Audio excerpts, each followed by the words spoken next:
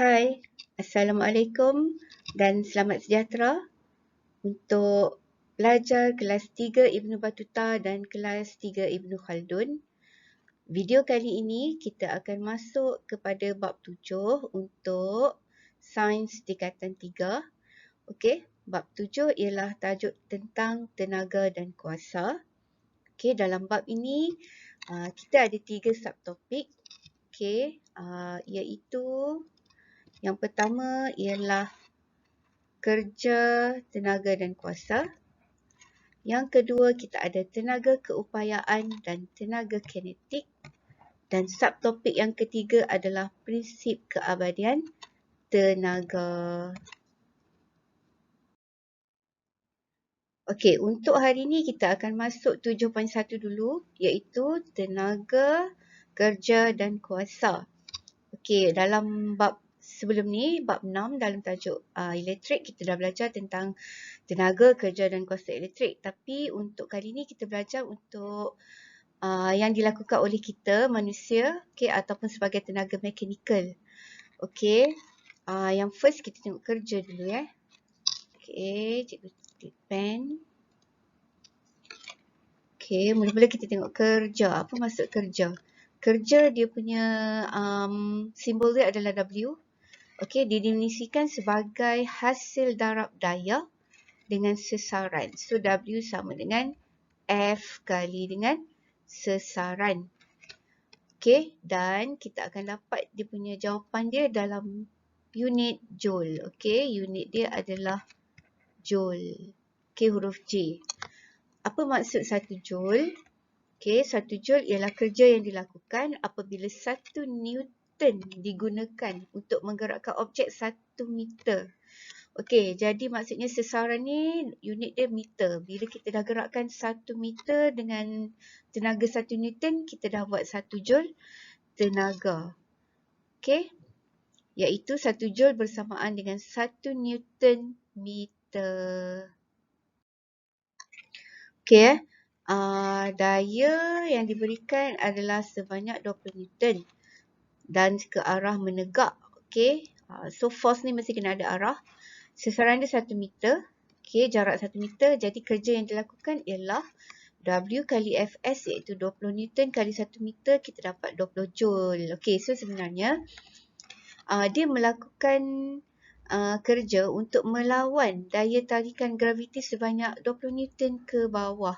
Jadi kita nak angkat dia, kita kena buat kerja sebanyak 20 Newton juga untuk melawan daya graviti. Okey, untuk contoh kedua, kita ada contoh seorang budak menolak troli sejauh 5 meter dengan daya 10 Newton. Okey, jadi maksudnya sekarang pergerakan dia adalah secara mendatar. Okey, so mendatar sebanyak 5 meter dan daya 10 Newton. Okey, jadi untuk kirakan dia punya work adalah F kali S. Okey, jadi 10 Newton kali dengan 5 meter. So dapat 50 joule. Okey, so daya mendatar pun kita boleh kirakan dia punya kerja dan daya menegak pun kita boleh kirakan kerja dia. Okey, untuk contoh yang ketiga, menarik laci sejauh 30 cm dengan daya 2 Newton. Okey, jadi bila kita buat pengiraan, okey, ini pun secara mendatar. Okey, daya mendatar 0.3 meter. Okey, daya kecil dan jarak pun kecil. So, kita akan dapat nilai kerja pun yang kecil. Okey, jadi kita boleh tahu kat sini daya ni dipengaruhi oleh force. Okey, dan juga yang kedua dipengaruhi oleh S, sesaran. Okey, kalau tak ada sesaran, dia tak ada kerja. Kalau tak ada force, dia pun tak ada kerja. Okey, contoh dia bagi. Okey, untuk soalan numerikal, untuk pengiraan yang boleh ditanya. Okey. Okey, kita baca soalan dan kita keluarkan maklumat yang dia bagi. Okey, Rajah 7.2 menunjukkan seorang murid mempunyai berat badan 400 Newton dengan beban di tangannya 100 Newton. menaiki tangga dengan tinggi tegak sebanyak 3 meter. Hitungkan kerja yang dilakukan.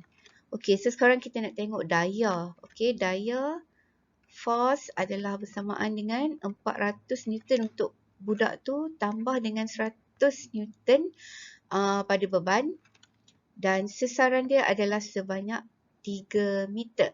Okey, sesaran kita kalau untuk yang melibatkan ketinggian, kita tak ambil jarak ni Ini bukan sesaran. Sesaran adalah jarak yang terpendek. Okey. So ini barulah sesaran. Okey, kalau yang ni kita panggil jarak. Tapi sesaran adalah dari titik mula ke titik akhir. Barulah dipanggil sesaran. Okey, ini bukan sesaran. Ini jarak. Okey, jadi kita dah dapat maklumat, kita masukkan dalam rumus. Okey, dan jawapan dia adalah 1500 Joule. Okey, ni kalau melibatkan pergerakan menegak. Okey, naik tangga. Okey, contoh yang kedua. Okey, masih lagi melibatkan pergerakan menegak ketinggian. Okey, Ali mengangkat sebuah kotak berjisim 10 kg. Berapakah kerja yang dilakukan oleh Ali? Okey, sekarang ni dia bagi jisim. Okey, mass sama dengan 10 kg. Okey, kita kena tukarkan dia dalam bentuk daya. Okey, daya adalah sama dengan berat. Okey, so weight sama dengan M kali G, iaitu 10 kali gravity 10 Newton. Okey, so 10 kali 10 dapat 100 Newton. Okey, ni dia. Okey, so kita masukkan balik dalam rumus W sama dengan Fs, iaitu 100 Newton kali dengan 2 meter. Dia punya S. So kita dapat 200 Joule. Okey. So kalau dia bagi dalam bentuk mass, kita kena kali dengan gravity untuk dapatkan dia punya berat. Okey. Maksudnya kita kena pastikan dia dalam bentuk Newton, unit Newton. Okey, contoh yang seterusnya. Okey. Okey, seorang lelaki menolak dinding. Okey, adakah kerja dilakukan dalam situasi yang ditunjukkan dalam gambar foto ini? Okey, so seorang lelaki ni dia bagi satu force yang sangat besar. Okey, tapi dinding ni tidak bergerak. Okey, bila tidak bergerak, tiada sesaran. Okey. Okey, so kita nak tengok dia ada kerja ke tak. Okey, kita tentukan force katalah 100 Newton. S sama dengan kosong. Okey, tidak bergerak. So kita masukkan dalam rumus W sama dengan F kali S. Okey, 100 kali kosong. Dapat berapa? 100 kali kosong. 0 Newton. Okey, 0 Newton maksudnya tiada kerja dilakukan. Okey. So lepas ni kamu boleh kenal pastilah apakah aktiviti yang dianggap tidak melakukan kerja. Contohnya kamu baring.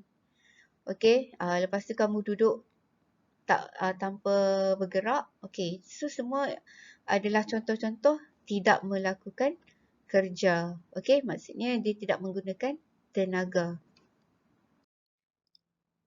Okey, seterusnya kita akan masuk kepada tenaga dan kuasa. Okey, kita dah tahu kerja. Okey, sekarang kita nak tengok apa dia tenaga dan kuasa.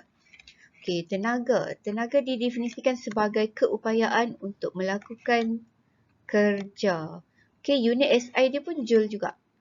Okey, jadi kita boleh anggap apabila kita buat kerja, okey, kerja tu adalah sama dengan tenaga yang kita keluarkan. Okey, katalah kalau kamu buat kerja 20 Joule, maksudnya kamu guna tenaga sebanyak 20 Joule juga. Okey, jadi kita boleh samakan sebenarnya work dengan energy. Okey, nanti bila kita tengok soalan kita boleh samakan. Okey, yang kedua adalah kuasa. Kuasa dia punya simbol huruf P didefinisikan sebagai kerja per masa.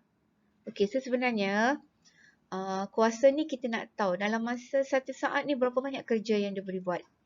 Okey, kalau 1 saat banyak kerja dia boleh buat, maksudnya power dia pun tinggi.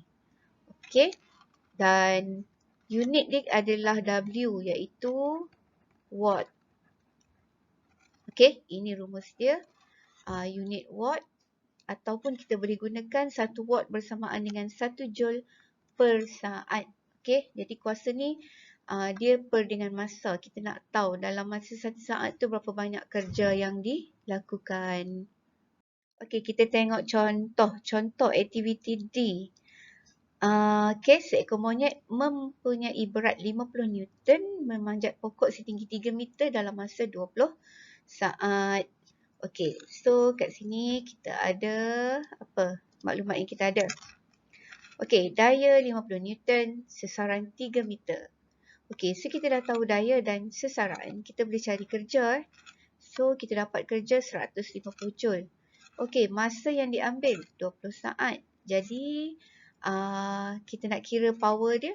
P sama dengan W per T. So, 150 per 20 saat dapat 7.5 watt. Okey, senang je. Kita cari kerja dulu dan kemudian masukkan dalam rumus kuasa. Okey, satu contoh lagi iaitu aktiviti dalam gym. Okey, seorang lelaki mengangkat pemberat setinggi 1 meter dalam masa 0.5 saat.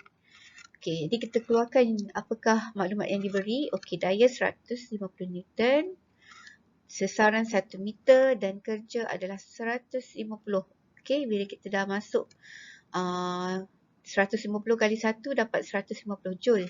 Dan masa yang diambil adalah 0.5 saat. Okey, so kita dapat 300 watt. Jadi maksudnya, lagi cepat dia buat kerja tu, maksudnya lagi tinggi power dia. Okey, jadi kuasa yang tinggi adalah apabila kerja yang kita buat dalam masa yang singkat. Itu pun salah satu contoh lah. Okey, jadi kesimpulan dia hari ni, apa yang kita dah belajar hari ni? Okey, so yang pertama adalah kita belajar tentang kerja. Okey, iaitu kerja W sama dengan F kali S. Okey, yang kedua kita belajar, yang kedua adalah tenaga. Tenaga adalah bersamaan dengan kerja yang dilakukan. Okey, dan yang ketiga kita belajar tentang kuasa. Okey, kuasa adalah bersamaan P sama dengan work per time. Okey, dan unit dia adalah watts. Okey, so kita akan berhenti dulu di sini. Okey, kita jumpa lagi untuk video yang seterusnya. Okey, jumpa lagi.